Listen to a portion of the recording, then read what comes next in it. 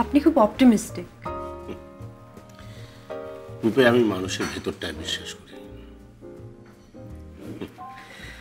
আরেকটা কথা জিজ্ঞেস করি, হয়তো এটা প্রয়োজন ছিল না, তোমার চিঠিতে তুমি খুব স্পষ্ট করে লিখেছো সেটা, তবু আমার কৌতূহল বলতে পারো।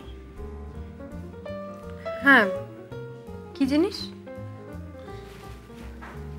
এই যে তুমি দীপকে লিখেছো যে তুমি ওকে বিয়ে করবে, সেটা তুমি ভেতর থেকে লিখেছো?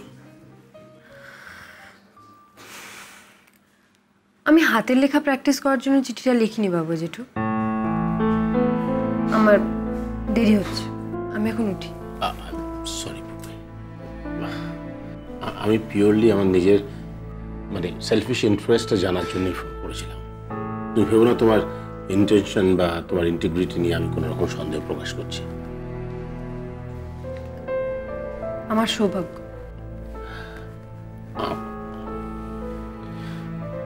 আমরা আর একটা রিকোয়েস্ট, বিয়ের পরে তুমি আমাদের সঙ্গেই থাকবে তো? আমি আলাদা থাকার কথা ভাবিনি বাবু জেঠু। আসলে কেয়ার সঙ্গে তোমার সেদিন বোধহয় একটু আনকমফোর্টেবল এক্সচেঞ্জ হয়েছে, সেই কারণে ওরকম একটা সিদ্ধান্ত না নিলেই আমি খুশি হব। না, আমি সেরকম কিছু ভাবছি না, ওকে বলে দেব।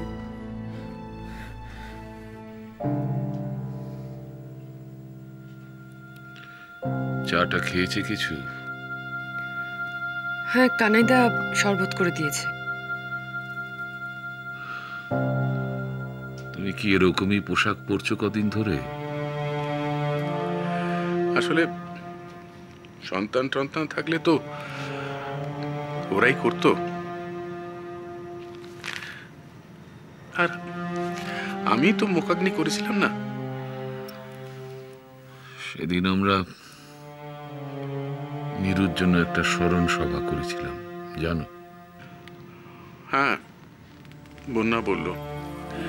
আমি ভাবিনি তুমি আসতে পারবে, তবে তোমার কথা মনে হচ্ছিল বারবার। আসলে এই সময় কোনো অনুষ্ঠান বাড়িতে মানে নেমন্তন্নতে যাওয়া ঠিক নয়। আমি ঠাকুরমশাইকে জিজ্ঞাসা করেছিলাম। না, সে ঠিক আছে, তাতে আমার মনে হয় না কারোর কোনো অভাব বোধ হয়েছে। কেবল গান টান যখন হচ্ছিল তখন নিরুর ছবির দিকে তাকে আমার মনে হচ্ছিল ও তোমাকে খুঁজছে। কিচ্ছু খুঁজছে না, ও একদম আমাকে খুঁজছে না। যদি তাই হতো তাহলে এরকম ভাবে না বলে কয়ে একেবারে লবডঙ্কা দেখিয়ে আমাকে চলে গেল। দু একটা দিন থাকলে কি হতো? আমি তো ব্যাংকে গিয়ে ফিক্সড ডিপোজিট ভাঙাবো বলে ঠিকই করে ফেলেছিলাম। বোম্বাইতে হাসপাতাল আছে, ওখানে নাকি চিকিৎসা হয়, সেরেও যায়। কিন্তু কোথায় কি? তাতে কোনো লাভ হতো না, ওর যাবার সময় হয়ে গেছিল, আমরা কেউ ওকে আটকাতে পারতাম না। আপনার পক্ষে বলা সহজ, কারণ আপনি পুত্র পুত্রবধূ নাতি নাতনিদের নিয়ে সংসার করছেন। কিন্তু আমার কি রইল বলুন তো? নিরু রইল, আজীবন তোমার সঙ্গে রইল, আর তো ও তোমাকে আর ফাঁকি দিয়ে যেতে পারবে না। আর যদি সঙ্গী সাথীর কথা বলো, আমরা তো আছি, যখন ইচ্ছে চলে এসো। ও মানুষটা খারাপ নয় জানো, স্বামী আর ছেলেকে সারাক্ষণ আঁকড়ে থাকে বলে হয়তো মাঝে মধ্যে একটু ইনসিকিউর হয়ে পড়ে। না, আমার স্থির বিশ্বাস তোমার সাথে ওর সম্পর্কটা একদম স্মুথ হয়ে যাবে। আমি চেষ্টা করব। কারোর সাথে ঝগড়া করে তো আর একসাথে থাকা যায় না, বা যায় হয়তো, আমি পারবো। বেশ, এবার আমার সেলফিশ ইন্টারেস্টের কথাটা বলি। বলুন। ও তোকে গিয়ে সরি বলতে হবে তো?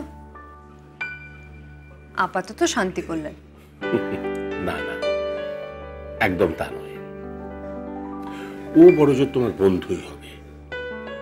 ইনফ্যাক্ট সেটা কতটা গভীর, কতটা ইন্টেন্স আমি ঠিক জানি না, কিন্তু ও দীপের মা হয়ে থাকবে, তোমার মা হবে না কখনো। আমার মা আছেন একজন, তিনি কেবল আমারই মেয়ে।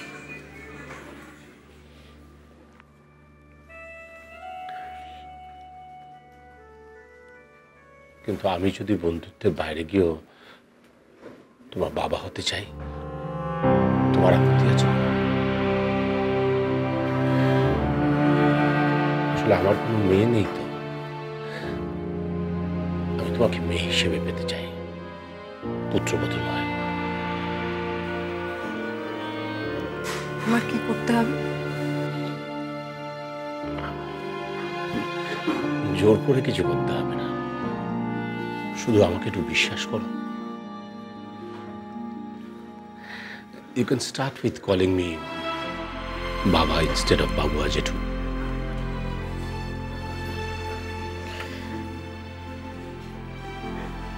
আপনি তো আমাদের বাড়ির অনেক পুরনো বন্ধু। আশা করি আমার বাবার ব্যাপারটা জানে না। জানি। আমি বাবা বলে ডাকিনি কোনোদিন কাউকে, তাই জানি না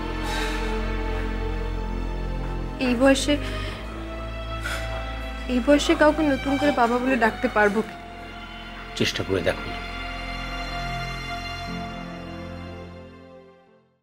আপনাকে আসতে বলবো না, তবু যদি এই কার্ডটা। কন্যার শ্রাদ্ধের কার্ড নিজের হাতে নেওয়াটা বড় সহজ কাজ নয় প্রণব। তবু তুমি এসেছো, ভালোবেসে ডেকেছ, আমি নিশ্চয়ই নেব। তুমি নিজেই বরং এই দেরাজে কার্ডটা রেখে দাও। ওখানে তোমার শাশুড়ির শ্রাদ্ধ বাসরের নিমন্ত্রণ লিপি রাখা আছে। আমি জানি দিনে দিনে আমার এই সঞ্চয়গুলো বাড়বে।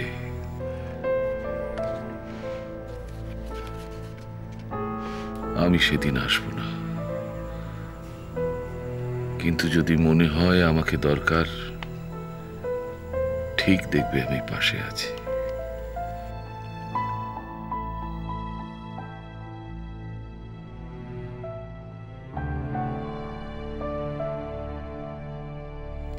পুরোটা বলেনি তোমার ঠাকুর মশাই, এই সময় প্রণাম করতে নেই।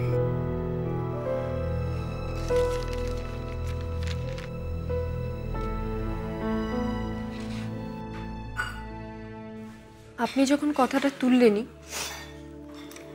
তাহলে আমি একটা কথা আপনাকে স্পষ্ট করে জানি। এই বাবা শব্দটার সাথে আমার অনেকটা অভিমান জড়িয়ে আছে। আপনাকে বাবা বলে ডাকতে গিয়ে যদি আমি সেই অভিমানগুলো আপনার উপরে চাপিয়ে দিই, তাহলে তো সেটা আপনার উপরে অবিচার হবে। নিজের মধ্যে সবকিছু চেপে না রেখে অন্যের ঘাড়ে চাপিয়ে দিলে যদি নিজে একটু হালকা থাকো আর তার অনেকটা ভাল লাগে, তাহলে আপত্তি করছো কেন? থ্যাংক ইউ বাবা। আমি আগে প্র্যাকটিস করি আপনাকে বাবুয়া জেঠু বলাটা বন্ধ করতে। ঠিক আছে, ইউ টেক ইউর টাইম, আমি তোমার তাড়া দিচ্ছি না। গানিরো